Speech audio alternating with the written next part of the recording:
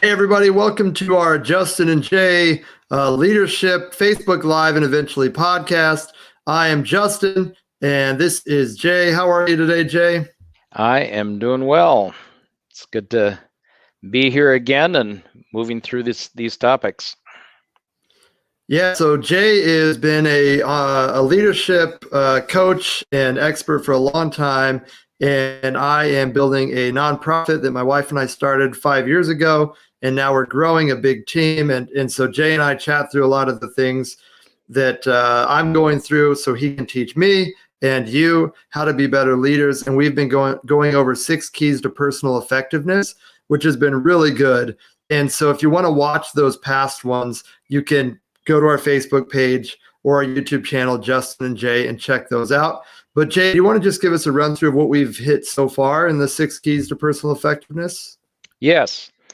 So we started out in the area called the emotional intelligence. Usually it's EQ for short, but emotional intelligence really zeroes in on our self-awareness and how essential that is to be effective, to understand ourselves, how we're wired, how we're operate, how we the things that have influenced us and what we tend to be predisposed to do versus not predetermined, but rather predisposed to do, and how which things are effective and doing those and accenting those, augmenting those, and making sure we set aside or jettison the things that undermine our effectiveness. So self-awareness in that area, and also the dimension of social awareness of those around us and how we interact with them. And that will show up again a little bit today as we talk about collaboration. But we started out in emotional intelligence, then we moved into credibility,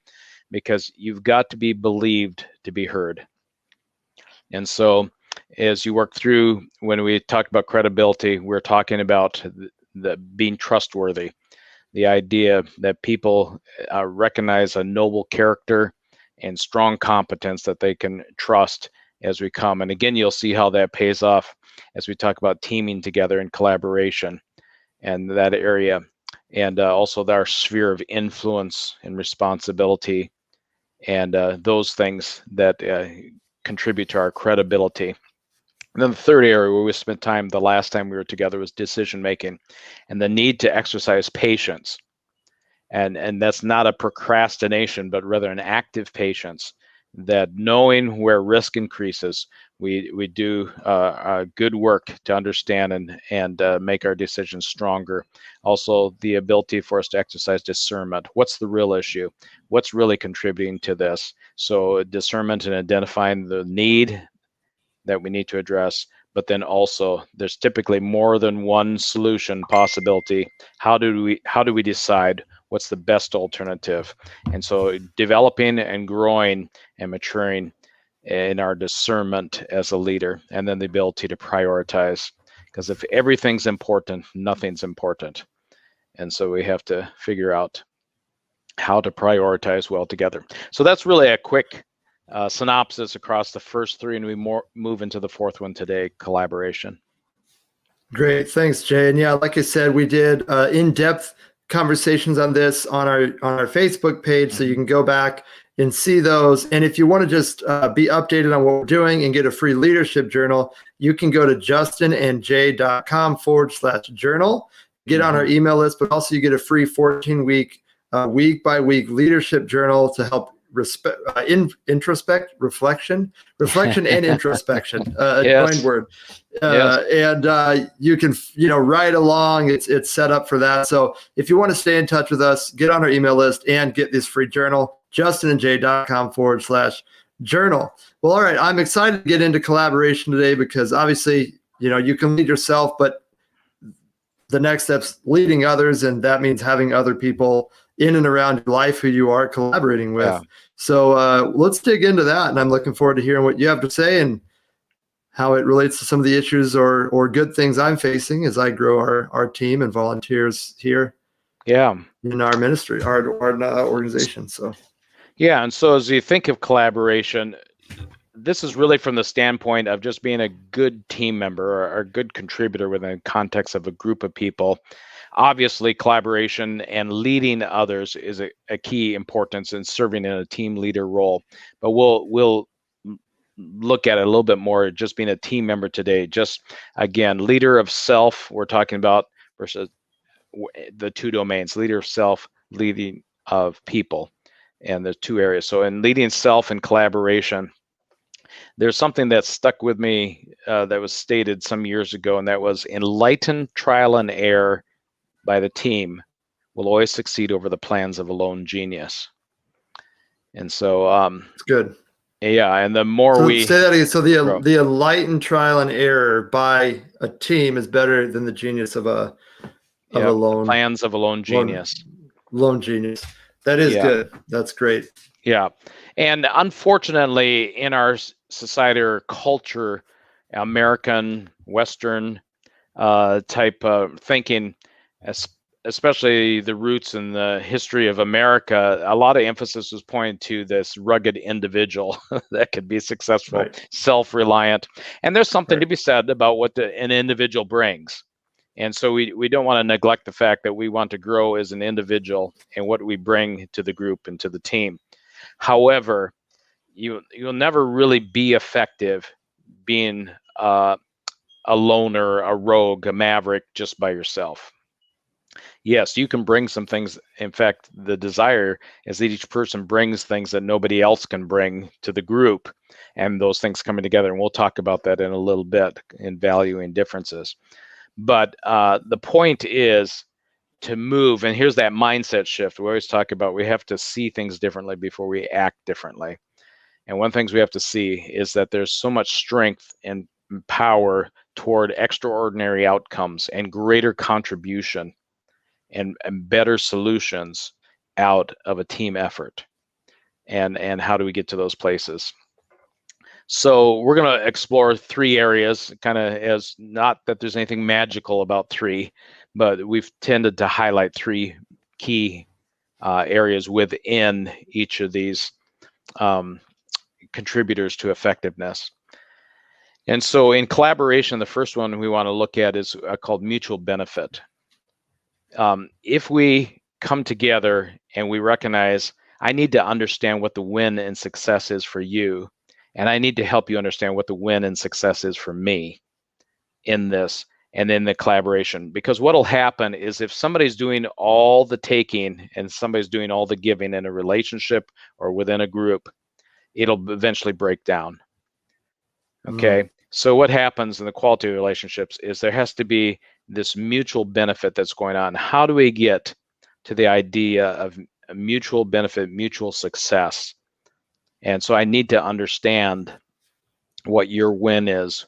What does success look like for you in this endeavor, in this assignment, in this activity?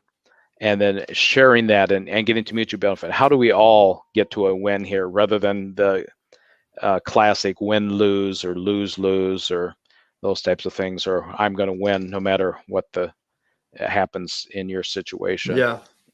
And coming together. Well, that goes back to that 7 habits of highly effective people. One, that one thing is win-win, think win-win. And that's huge even for our kids. We do that to our kids all the time. We're always saying, is this a win-win? You know, when you ripped the play water gun out of your brother's hand, was that a win-win? It's mine. It's mine. What's a win-win? Yeah. And I think you're right. It's easy to go into a team environment but actually, this kind of ties into something. I think it'll tie in, but it's something we read about in the culture code that we like from I forget who wrote it. Daniel Coyle. Daniel Coyle. Yeah. So they did this experiment, and my details might be wrong, so don't quote me. But in general, what happened was they did this experiment with spaghetti. Yes. Building a tower from spaghetti noodles or something like this. Yeah. And obviously uncooked. Spaghetti noodles. Exactly. Uncooked spaghetti noodles. Yeah. Important detail. Don't try this at home with cooked spaghetti noodles. Yeah. Yes. They had, I think, scientists, they had a group of students, scientists, and was it students or something from a university? They've done tons of experiments now, but originally, yes, there was like students, there were business people, I think even engineers, And then these kindergartners, their first experience in school, and hardly what it is to do something together with somebody else. But yeah. Right. And yeah, what the goal was to build the tallest tower out of this uncooked Mm-hmm. spaghetti. And almost every time, I guess, the kindergartners won. Mm-hmm. And over these other geniuses, and they realize it's because adults spend so much time vying for kind of prominence or leadership. They're not just thinking win-win of the situation. They're just thinking, it's more this kind of alpha, who's leading, who's listening. Yeah. Whereas the kindergartners they had a project and they just worked together. And also there's similar thing. We were in Ukraine. There's a camp called Camp Maxim that we have started to get to know. They have this awesome camp out there, and we might do some stuff with them. And they have a whole leadership courses. They do leadership teams as part of it. And they have courses, and one of them is this balancing. It's a log with a platform, and they do teams on there for team building. And they have to figure out as a team how to balance this platform with people on every side to sit. And they said they've had hundreds or maybe thousands of people through. And the longest that's ever been done was 30 minutes by this young group of girls. They figured it out. And it thought of this story. And when you're saying this, it thinks, because I think we do have all these other conceptions of, our importance, and we're not working on just, hey, let's all come together with our strengths. We'll give to this idea to collaborate. So how do you avoid that? I might be taking this in another direction, but I mean, that kind of goes back to emotional intelligence, right? Like, why do I feel like I have to assert myself? Like, yeah. So, but certainly that self-awareness that shows up in emotional intelligence is important, and then social awareness with the others. But really, it is kind of a mindset shift again. Is all I'm about in my best interests, or have I been able to get to the place where I'm settled enough that I can look outside myself and look to the best interest of the group and the team and the individual? Sometimes it's just two people collaborating, but sometimes it's a team or a group of people collaborating. So it's that mindset shift to get out of that. Now, again, where a person is in their faith and their faith traditions and things like that, many times will help to bring a person to that place that I want to get beyond just my self-interest and my self-centeredness, to looking to be with others and to do things together with others and looking out for their best interests. And so that's why this first thing is this mutual benefit, because we can't just get to the place also that we're constantly focused at the other person's win and not getting to the things that we need to accomplish in order for us to make progress and move forward also. So that's why we point at mutual benefit. So it's not winning at my expense, okay, but it's win-win. It's mutual benefit, because a relationship and that team bonding and come together is when everyone is winning, everyone is benefiting and going forward, and there's not the win, lose, lose, lose, and all these other things going on. So how do you avoid that? Because I can see it very strongly in both categories, where you have the one person, a strong, bold leader who is always saying what they want, and they're easy to go for. Then you have the other one who is quiet and just wants to help. Well, actually, this happens all the time, I feel like, in simple things like deciding a restaurant. And I always get frustrated when people don't share what they want. So I'm like, where do you want to go? Oh, I don't really care. And then it's on you. And then you might end up not going, because then I'm thinking about, well, what do they really want? Where do they want to go? But they don't share what they want. It's like if everybody would just say, hey, I'm flexible, but here's what I want. You could make a decision together. Instead, you get these weird dynamics. And then you could end up at a restaurant that nobody wanted, because nobody actually, either one person was steamrolling, the other were not saying what they really wanted. So that's what we call lose-lose. Yeah, exactly. So that's why you want to listen and encourage everybody being able to express what is they desire, what they're after in this. And so then coming together with a solution that provides a win.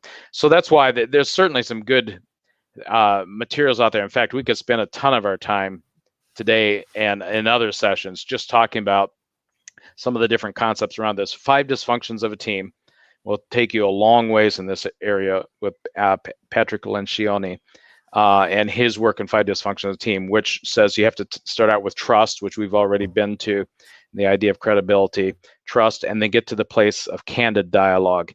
Many people want to have candid dialogue in the team, and like you were talking about, let's speak up and say what we're thinking and what we desire and things like that. But so many times there's so much distrust. It's a low trust culture with that team that you don't get there. But you got to get to candid dialogue where there's open exchange of ideas and expressing things and being able to say, hey, I see it differently than you see it. And let's talk about that. Or there's another way to do this. Everybody's promoting this, but there's another way to approach this. And that candid dialogue and the ability to disagree agreeably and get to those areas goes a long ways. And then you can get to commitment and what everybody desires, accountability. So, and great results. So the stuff of 5 dysfunctions of a team really speaks into this a lot. Another person that's done a lot of good work in this is Amy Edmondson. And she wrote a book called Teaming that's quite good. And she gets into this whole area of collaboration, the ability to experiment together and try things together, but it's all, the underpinnings of it is psychological safety. Is this a safe place where I can speak up and not be humiliated or embarrassed? If I ask a question, I won't be put down. I won't be thought of as weak or incompetent if I ask a question. If I make a mistake, I'm not going to have to live with that the rest of my career. But it's a safe place to make mistakes, to take risks, and psychological safety comes into this too. So some great resources out there in the book Teaming or The Fearless Organization by Amy Edmondson. Those 2 books are great by her. Otherwise, 5 Dysfunctions of a Team is also very useful. And that's a smaller, easier read if you want just something to get into quickly, is go to 5 Dysfunctions. But you're getting to important points here. Yes. Yeah, well, how do you practically do that? So say, you're listening right now, or even me, I'm like, okay, I have this international team. We have people from all over the world with all these different backgrounds. And I want, as a leader, our team to feel safe enough to share their view and, not get offended if it doesn't get picked, but have the boldness to say it so we can come to a better, which to me goes back to the whole, if we have 1 or 2 options, it's not a good decision. We need 3, 4, 5 options. And some of those options aren't being thrown out because they're not feeling safe enough to say it. So how do you create safety or a framework to say, hey guys, this is what we're about. This is what we want. What are practical ways we could do that? Well, and that gets us to the second area here in collaboration. That's the stuff of listening. And to listen well. Do we listen to understand rather than to reply? And it's getting to know each other and listening to understand what was the person, because everything a person is saying and speaking and so on is from how they see things. So you have to understand those team members. And when people feel understood, they open up. Okay. When people don't feel understood, they feel things are being forced on them, thrown at them, things like that, and their perspective is not being valued.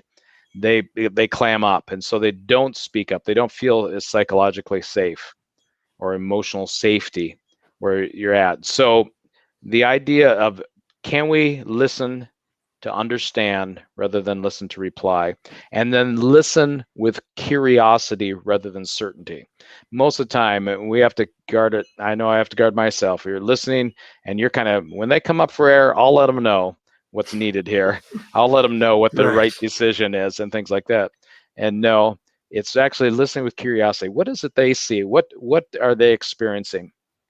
And in that process, when people feel understood, they open up for themselves to listen what you want to say and say, hey, I'd like us to consider this, or here in our organization, this is the way we promote this, or this is what we've given priority, or this is our approach, and things like that. And they're open to listen to those things. So when they feel understood, and also when we listen with curiosity, many times we're learning things that we never considered or we didn't understand were going on. And it rounds it out our perspective and go, man, I never knew that. I never knew this was going on in the background and why people were reacting this way or responding this way. So from mutual benefit, we move into, it takes listening, and you were listening to understand, listening with curiosity. Goes a long ways. So people begin to open up and feel respected. When you listen to people, they feel that they're respected, they're valued, that this is a safe place to be able to share things. And we should not get gimmicky. Now, people can get real gimmicky with this, and lean forward in their chair. They can nod. They can do all the active listening skills, but that person will pick up on, hey, my manager just went to an active listening seminar and came back and is practicing, and they could care less what I think. They could care less about what I'm experiencing. So here's that mindset shift again. No, I really do care about you as an individual and what's happening, and I respect you. That's why we talked about earlier in credibility. Most of your influence is coming out of your respect, their perception of your respect for them. And I would assume a huge part of that is, the first part is, like you said, you listen, you take what they say, but then at some point you have to give that view influence over an actual decision. Otherwise they'll stop sharing. For 6 months, they always share, and it's like, that's nice, thanks for sharing. I'm not going to do that. And you just do what you want to do. Then that's also going to lose credibility. Oh yeah, definitely. Yeah. But frankly, unless they're a worthless team member, something they're going to say is going to contribute to the group. And so we have to be alert. What is it they're experiencing? What they see? What do they bring in? That's why we get to this valuing differences, the third area and final area in this. And that is, as they see things differently, they've had a different education, different upbringing, they've had different work experience and life experience, to value those differences. And when we value those, that's again, well, people not only value the differences, but they begin to feel valued. Oh, what I am bringing is helpful. Something that I said, something that I did is contributing to this. But we have to get to that place again where we're not just pretending or placating people and say, oh, that's a nice idea, or that was nice. No, find those things where people see things differently, do things differently, and so on, and say, yeah, that's a good fit here, and this is helpful. Yeah, this isn't so much, but let's consider how we could together take us to a better place. Great. Thanks for your wisdom there, Jay. I appreciate it. Thank you, everybody, for listening. And again, if you want to get more info about what we're up to, if you want more of this, follow us every week at this same time at 1 p.m. Central. It's at our Facebook and YouTube. We go live. These will also be turned into podcasts, which we'll launch at some point. And we also have a leadership journal that's an amazing journal that Jay wrote. Again, I like the words combining today. It makes it more concise. So you can find that at justinandjay.com/journal. And we will see you all next week to continue this conversation. And next week is, I just lost it. What are we talking about next week? Action. Action. Yes. Next week is action. So make sure to jump on, and we will see you then. Take care. Thanks, Jay. Glad you were with us. Bye now.